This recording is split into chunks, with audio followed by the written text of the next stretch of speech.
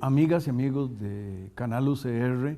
y de toda la población, guardemos la sana distancia,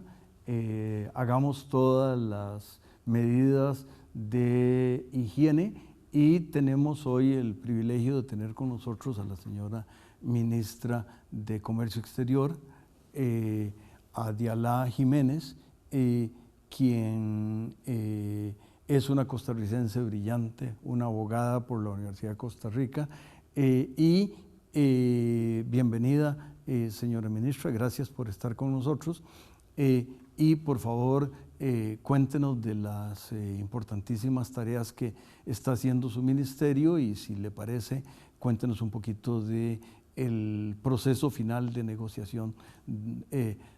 con la OSD. Buenos días, don Juan Rafael, y quienes, tardes, noches, quienes nos estén escuchando y siguiendo en este programa. Agradezco este espacio tan importante de un canal de mi universidad también. Y pues referirme al proceso de la OCDE es algo que resulta de gran importancia para nosotros, los habitantes de este bella Costa Rica, aunque no lo tengamos siempre en mente. El proceso de la OCDE comenzó formalmente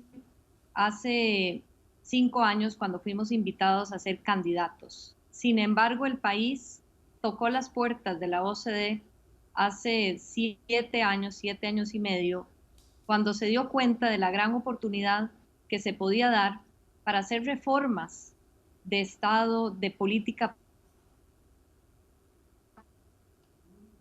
pública, de la manera en que se gobierna a los ciudadanos, y pidió que un proceso que a la postre duró 2 años pudiera servirle para ponerse un poquito en la talla de ser candidato a la OCDE. Eso significa que cuando uno ya es candidato a la OCDE, tiene una hoja de ruta como país. Y en este caso se nos dio una hoja de ruta con 22 comités, es decir, 22 áreas donde teníamos muchos espacios de mejora, donde se nos recomendaron muchas acciones del Ejecutivo y del Legislativo por requerir reformas legales que hemos venido cumpliendo como país, como un gran equipo que somos, las diferentes más de 20 instituciones y los diferentes poderes de la República, paulatinamente hasta ya llegar el 31 de marzo pasado a la culminación de esa tarea de 22 comités. ¿Esto qué significa? Que lo que sigue ahora, don Juan Rafael, es que la organización en su máximo órgano político, que es el Consejo compuesto de los hoy 37 países, nos haga una invitación formal,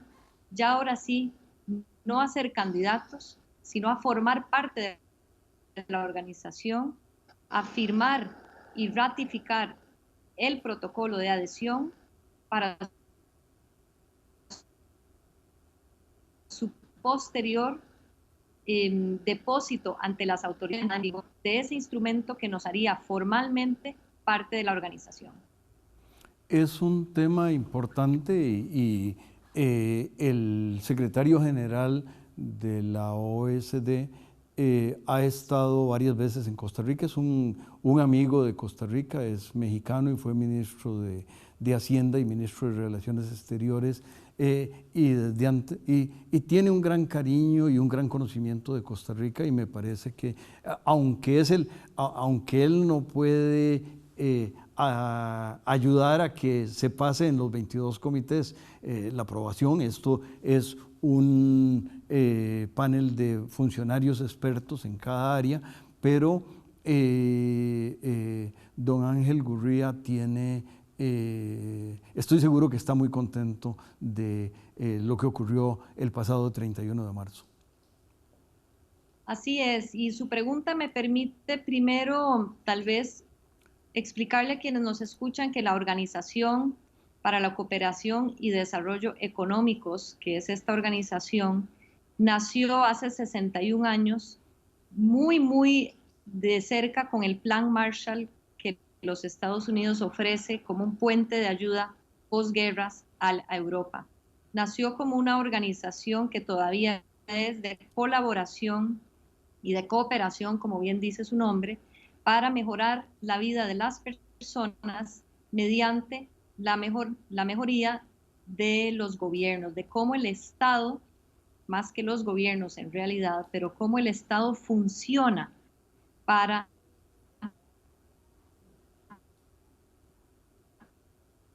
las personas que viven en ese país. Don Ángel Gurría, secretario general, como dice, fue ministro de Hacienda de México, y eso hace que tenga una sensibilidad especial por, o más bien una comprensión muy acabada de qué significa gobernar en Latinoamérica, y eso, como usted dice, nos hace ser país amigos de ese secretario general y su equipo, porque además del aspecto cultural, pues también está este otro aspecto. Don Ángel Gurría y su equipo, que es la secretaría que trabaja permanentemente en la sede de la organización, en los distintos comités, trabajan conjuntamente con los países miembros. Como usted bien dice, son los países los que toman las decisiones y cada país tiene un delegado que está trabajando en los diferentes comités y esas opiniones y recomendaciones de los comités vienen del conjunto y del consenso de todos los países con un trabajo tal vez de moderación y de coordinación por parte de la Secretaría. Y ellos todos, tanto los países representados aquí también mediante sus embajadas, como la Secretaría, fueron colaboradores en todo el proceso, porque además de ser muy exigentes, también pues nos apoyaron entendiendo una u otra pregunta que tuviéramos sobre alguna u otra recomendación. Es muy importante y tal vez para ubicar a las amigas y amigos que nos están acompañando, en realidad la organización es líder en el tema de educación, las pruebas PISA las administra, es, llamémosle un comillas, invento de metodológico y de enfoque sobre un tema tan importante como es la educación. En los temas de salud, los mejores estándares mundiales, no a nivel de lo que hace la Organización Mundial de la Salud, sino a nivel de las buenas prácticas, porque buenas prácticas me parece que es la palabra que mejor caracteriza las acciones de la OSD, las buenas prácticas y las bases de datos y los análisis en salud, la OSD de nuevo brilla, y luego en todo el tema de transparencia y buen gobierno y prácticas correctas de los gobiernos, de nuevo la OSD brilla, y no quiero decir que ahí se acaba, pero me parece que esos tres temas son muy importantes. ¿Le parece, señora ministra? Usted lo ha dicho muy bien, esta es una casa de las buenas prácticas, de las mejores prácticas en temas de salud, de educación y de estadísticas, pero hay muchos otros temas. Por ejemplo, en empleo, que está relacionado también con educación, la OCDE nos ayudó muchísimo como país hace ya 2 gobiernos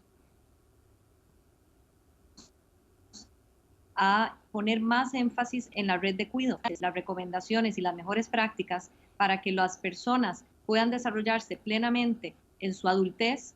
Dicen que desde pequeñitos y pequeñitas es mejor ya tener un apoyo no solo de cuidado y de alimentos, sino también de educación. Y lógicamente también en países donde hay muchísimas, sobre todo mujeres jefas de hogar,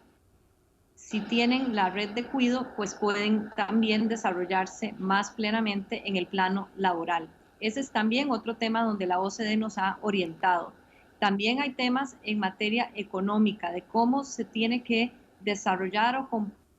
comportar el mercado en un país para que se saque el máximo provecho al libre mercado. En materia de competencia es muy importante que las autoridades de competencia funcionen de manera independiente y con muy buena técnica. Y en ese campo también la OCDE nos ha colaborado. Y otra materia, si me permite, don Juan Rafael, para ampliar todavía, es en la materia en cómo se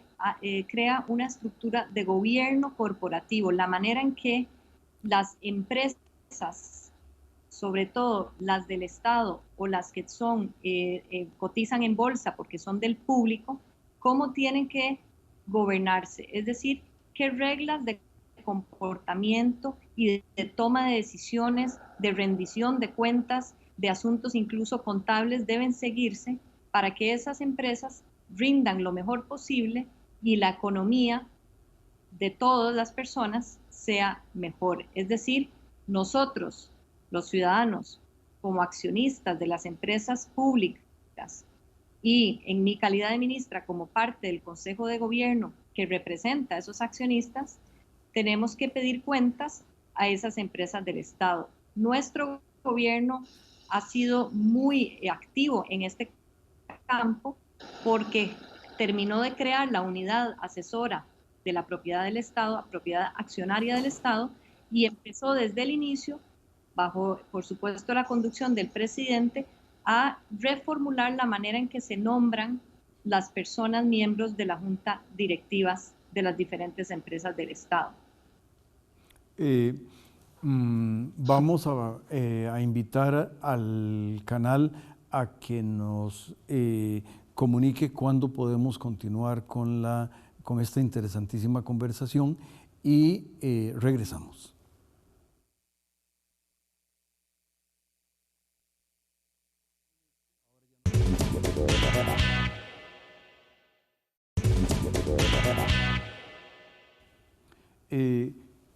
Continuamos, amigas y amigos, en estos tiempos del COVID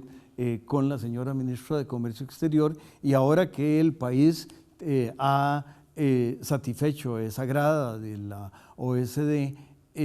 lo hizo alrededor del periodo de la pandemia del COVID y en un periodo en el cual las redes de comercio exterior están llenas de signos de pregunta, y nos encantaría, estoy seguro, a mis amigas y amigos del canal escucharla, señora ministra, sobre cómo desde su sector se ve el mundo ahora. Así es, el mundo se ve muy incierto. El mismo foro que provee la OCDE con herramientas, con incluso muchos comités todavía activos, pues es un lugar privilegiado donde el país puede también usar eso como caja de resonancia. El país tiene un tamaño pequeño, pero como usted sabe, un lugar muy grande en esas relaciones multilaterales. Y nosotros, desde el Ministerio, junto con Procomer, que es la agencia de promoción de exportación, como ustedes saben, y CINDE, que es la agencia de atracción de inversiones, desde el 19 de marzo nos unimos funcionalmente para atender a nuestro sector. Y nosotros lo que hicimos fue atender en la parte operativa junto con las diferentes autoridades, sobre todo de salud y la Comisión Nacional de Emergencia, para ayudar a asegurarnos que el comercio no parara, que tuviéramos nuestro lugar en la importación y la exportación de los bienes que necesitamos, y también, en la medida de lo posible, que las operaciones siguieran ocurriendo, obviamente poniendo siempre la salud en primer lugar, como lo ha establecido el presidente también. También estamos desde el día 1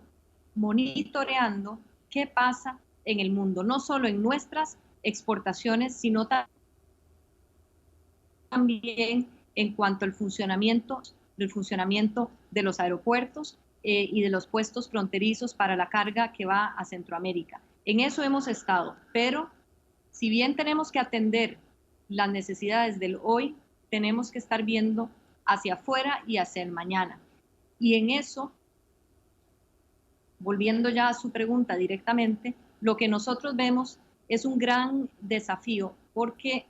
por un lado, nuestro mercado más importante en exportaciones y nuestra fuente principal de inversión extranjera directa son los Estados Unidos.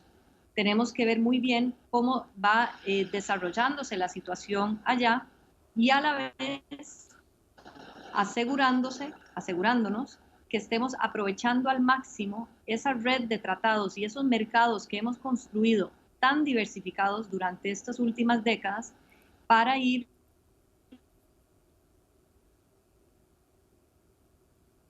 amainando en la medida de lo posible. Se piensa muchas veces que el sector de zonas francas, por ejemplo, es el sector ganador y que el sector exportador, sobre todo agrícola y alimentario, es el perdedor. La verdad es que lo que nosotros hemos estado monitoreando nos dice que hay una mezcla. Eso es algo de la riqueza que tenemos en la diversificación que nosotros hemos logrado de nuevo, pero tenemos que atender y entender que un Amazon de zonas francas le puede estar yendo muy bien, pero también a otras empresas de servicios o de bienes no les puede estar yendo bien. Por ejemplo, dispositivos médicos, que tenemos aquí un clúster de las empresas más importantes, está compuesto por alguien que están vendiendo muy bien, pero también algunos que tienen una pausa porque son para cirugías electivas o estéticas. Por otro lado, nos está yendo todavía bien en el café, muy bien, estamos en ese sector, pero en el pescado fresco, en flores y plantas ornamentales, en mango y algunas otras productos primarios nos está golpeando. Y así vamos atendiendo. Procomer día y noche atiende de estos sectores sensibles para lograr que se puedan abriendo. Eso no puede pasar de la noche a la mañana, pero lo estamos haciendo gracias a esta institucionalidad tan robusta que hemos construido a lo largo de los años. Dos comentarios, señora ministra. Por un lado, usted muy bien dijo día y noche, y claro, cuando amanece en Singapur, que es uno de los países con los cuales, y es un motor de crecimiento en el sudeste de Asia, y es un país con el que Costa Rica tiene un tratado de libre comercio, pues aquí estamos durmiendo, y en Europa, donde hay un tratado de colaboración con la Unión Europea, están en... Entonces, evidentemente se da eso. La segunda cosa que quería decir es que hay otro Jiménez, un señor que sale en el billete de 50,000 colones, don Ricardo Jiménez, decía que el mejor ministro de Hacienda era una buena cosecha de café. Y de alguna manera así no fue durante la Primera y la Segunda Guerra Mundial y la Gran Depresión, porque no venían los insumos y no se podía exportar café. Ahora Costa Rica tiene un portafolio de socios comerciales y un portafolio tan extenso de bienes que se exportan que la situación no es que la torne buena, pero tiene unos esquemas de balances, como usted lo acaba de plantear, y me parece que eso es básicamente el crédito del sector comercio exterior. Bueno, yo creo que es el crédito de todo un país, don Juan Rafael, porque nosotros hemos sido un país exportador desde los albores de la independencia, usted lo acaba de mencionar. Hemos sido un país que sabe que con 5 millones de habitantes hoy, mucho menos entonces, y con un territorio pequeño, y ni siquiera nos dábamos cuenta del territorio marino que teníamos, pero no podemos ni ser autárquicos, no podemos ser autosuficientes, pero además estaríamos desaprovechando absolutamente nuestro máximo potencial. Entonces, fíjese usted que hoy, por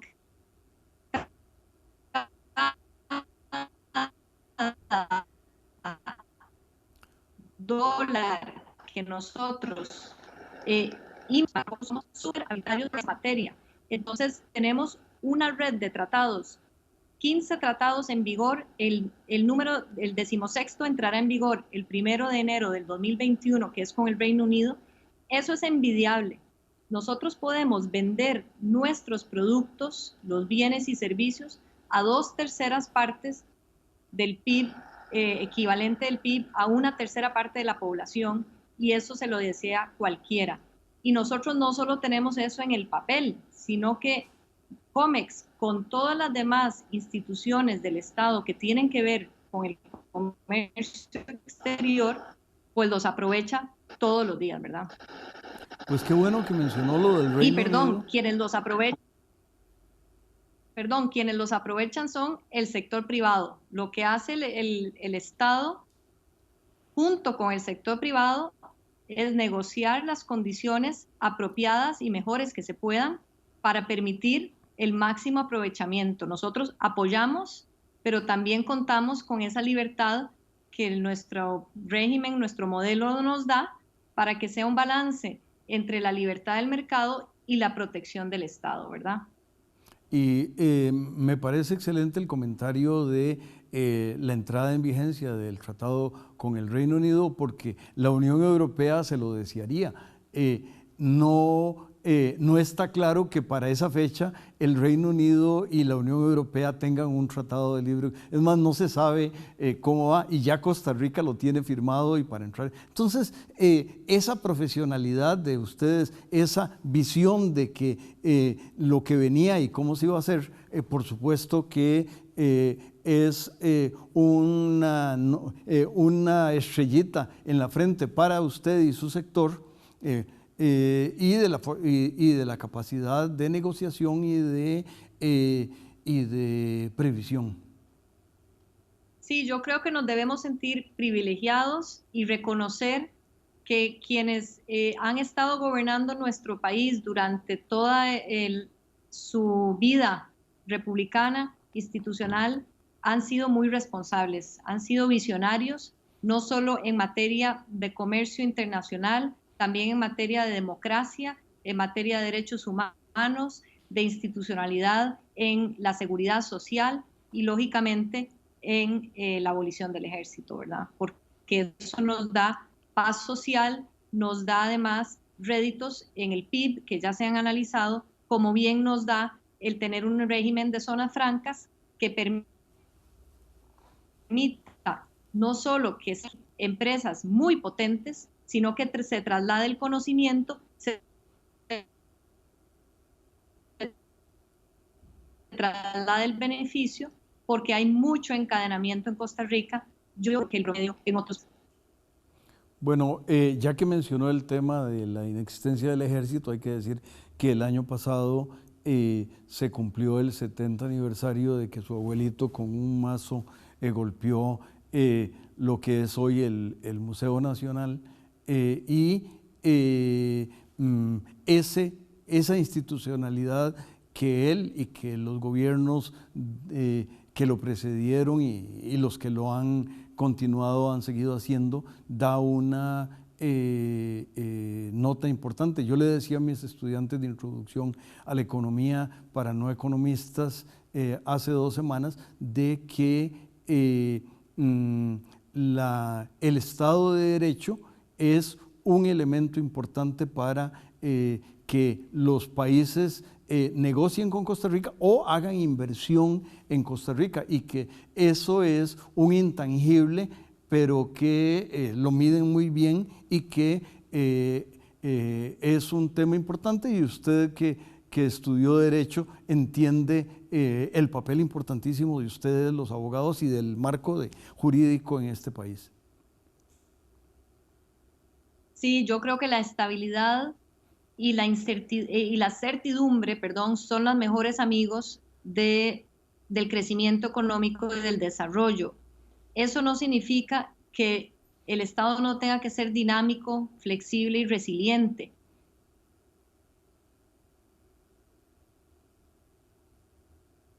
Pero eso significa que tenemos que dar seguridad, de adentro, que las personas puedan desarrollarse pensando en que en lo inmediato y lo de mediano y largo plazo no va a cambiar demasiado sus circunstancias y su paz, porque si no, esa mera incertidumbre, y usted lo sabe mejor que yo y sus alumnos, va a empezar a congelar o a, ¿cómo se llama esto? Hay una palabra en economía, pues previene que, y eso es, por eso estamos aquí en este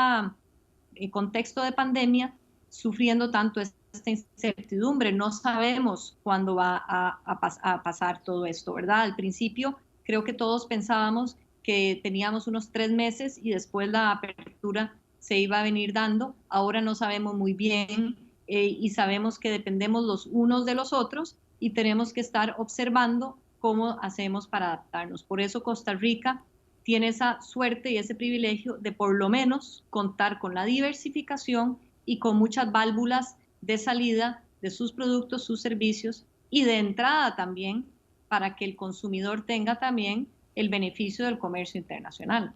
Muchas gracias, señora ministra. A usted y a su sector lo felicitamos y a las amigas y amigos les pedimos que se laven las manos, que guarden la sana distancia, a los que son de mi edad mucho más y a los que tienen comorbilidades, pues con más razón. Y los invitamos a que se queden con Canal UCR y que la próxima semana nos acompañen en otro programa. Muchas gracias y felicitaciones.